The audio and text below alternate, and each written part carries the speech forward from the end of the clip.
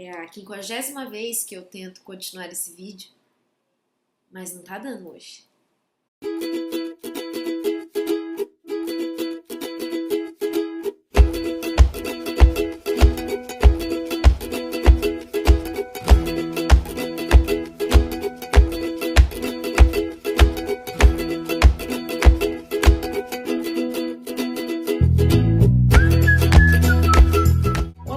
Essa semana eu preparei algo muito especial que me deu um trabalho do caramba pra fazer, então eu espero que vocês gostem.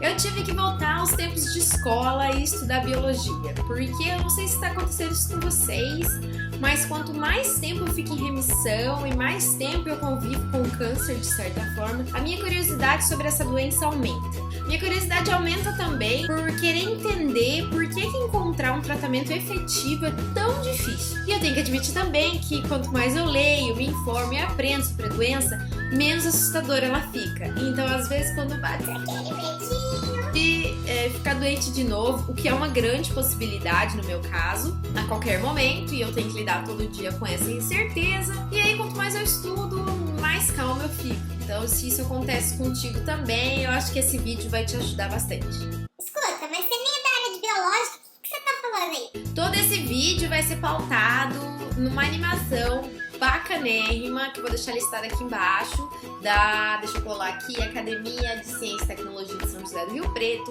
Há uns 2 anos atrás eles divulgaram no canal do YouTube deles um videozinho bem legal, que então a minha fala é toda baseada lá, e dos conhecimentos que eu já tinha adquirido também, consultando sites de referência e pesquisa em câncer. Então vamos começar do começo.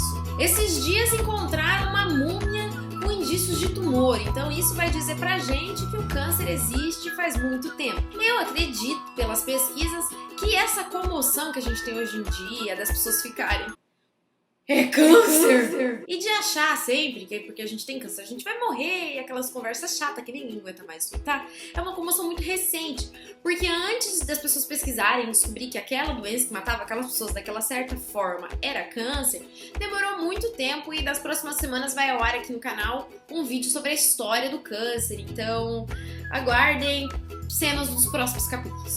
Então, voltando, câncer é uma doença que acontece na vida de uma pessoa quando algumas células do corpo dela decidem se reproduzir sem qualquer ordem ou padrão. Por quê? Porque tem célula no nosso corpo que é revoltada. Então ela decide que ela vai ser diferente, que essa semana ela vai se reproduzir o tanto que ela quiser.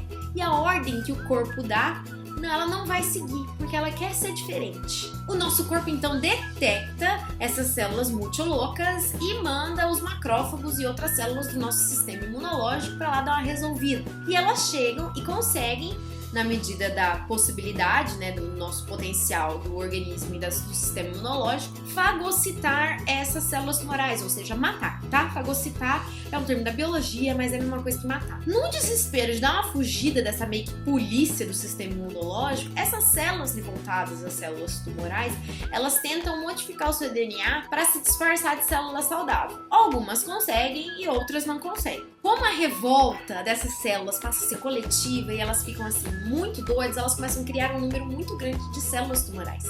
E o sistema imunológico não dá conta. É aí então que se forma um tumor primário. Quando essas células doentes estão no nosso corpo, elas liberam algumas proteínas que são conhecidas como os marcadores tumorais. E foi muito feliz quando eu descobri realmente que era um marcador tumoral.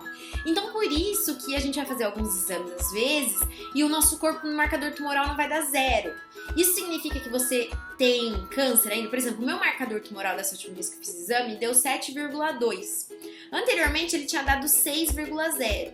No meu caso, que é o CA125, até 32 é normal. O que isso significa? Significa que tem célula doente se criando no nosso corpo todo dia. Mas felizmente, até agora o meu organismo anda dando conta do serviço e não deixa essas células se proliferar para formar um novo câncer. Então acontece com algumas pessoas que esse tumor primário entra em metástase. Então por fagocitar, ou seja, por matar essas células tumorais, os macrófagos liberam 2 enzimas principais, a MMP1 e a MMP2. E aí o que acontece? A MMP1 com a MMP2, mais o zinco presente naquela região, destrói a matriz extracelular, ou seja, destrói um pedaço da célula, acaba abrindo uma portinha ali e aí as células tumorais entram na corrente sanguínea e se alojam em outros órgãos. E isso é metástase. Eu vou me usar de exemplo então para vocês poderem entender. Eu tinha lá um tumor no meu ovário esquerdo. Desse tumor no ovário esquerdo, houve uma metástase nos meus linfos, no meu sistema linfático na parte pélvica. E aí as células tumorais entraram na minha corrente sanguínea e essas células se alojaram no meu útero, no meu outro ovário, na minha bexiga, no meu intestino, no meu peritônio. E eu acho... E tem mais um órgão que agora eu esqueci.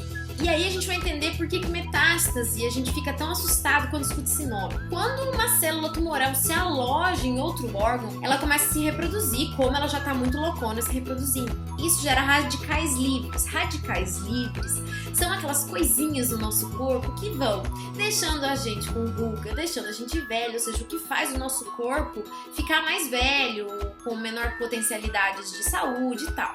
Então, pela geração desses radicais livres, ele vai as células vão danificando os tecidos e o funcionamento dos órgãos. E aí é por isso que a gente fica tão assustado quando escuta a palavra metástase. Mas já faz vários anos que metástase não é mais sinônimo de morte. Eu sou uma prova viva e conheço várias pessoas que têm câncer há muito mais tempo que eu e continuam bem, tratando quando precisa tratar, ou às vezes em remissão há muitos anos.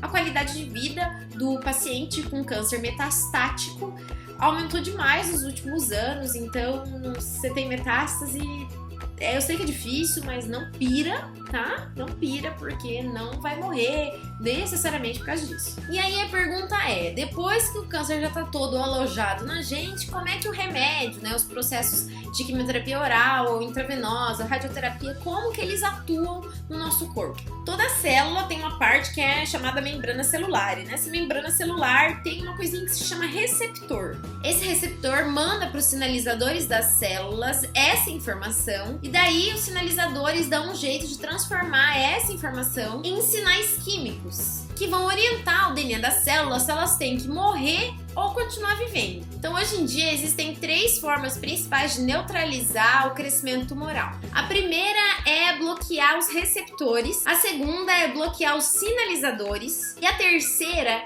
é bloquear o DNA daquela célula tumoral. Para bloquear o receptor, são usados o que são chamados de anticorpos monoclonais, específico para aquele tipo de câncer. E esses anticorpos se juntam ao receptor e não permitem que ele passe a informação para o sinalizador. Esse bloqueio inibe a ação desse sinalizador, então, e acaba por matar essas células tumorais.